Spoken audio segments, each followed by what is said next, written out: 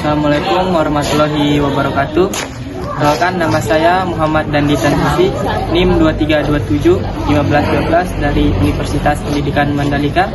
Akan mempertanyakan dua pertanyaan pada Bapak Arul. Bagaimana Bapak memanfaatkan teknologi untuk meningkatkan aksesibilitas dan efektivitas pelajaran bagi siswa dengan kebutuhan khusus? Memanfaatkan teknologi ya. Yang pertama mungkin kalau teknologi anak-anak cukup mampu ya, khususnya yang tunarungu. Mereka cukup bisa mengikuti perkembangan teknologi seperti HP ataupun yang lainnya. Tapi kalau secara umum pembelajaran kita pemanfaatan teknologi itu hampir sama dengan anak umumnya. Kita menggunakan LCD proyektor juga ya, komputer juga kita menggunakan.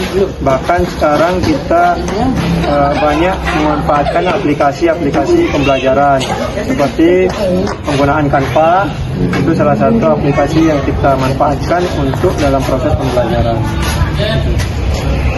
Terima kasih Pak atas jawabannya. Pertanyaan yang kedua, bagaimana Bapak mengadaptasi kurikulum nasional agar sesuai dengan kebutuhan dan kemampuan siswa?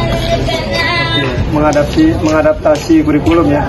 Sebenarnya kan kurikulum itu untuk anak SLB itu sudah diatur ya di pemerintah, sudah diatur khusus. Cuman benar adaptasi ya, karena kenapa?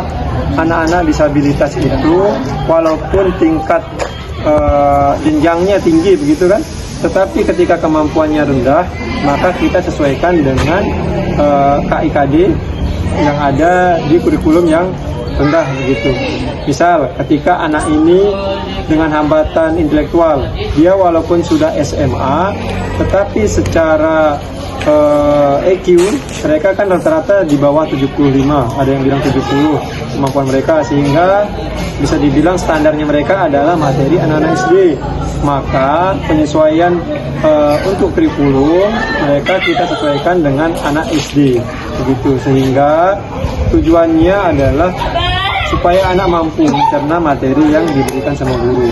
Jadi guru tidak boleh memaksakan kurikulum SMA untuk anak SMA dengan hambatan intelektual begitu.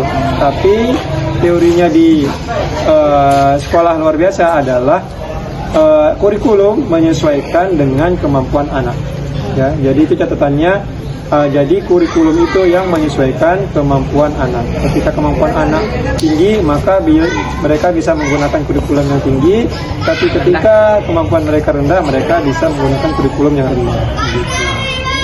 Baik, terima kasih atas jawabannya Pak. Baik, pertanyaan dari saya sekian. Assalamualaikum warahmatullahi wabarakatuh.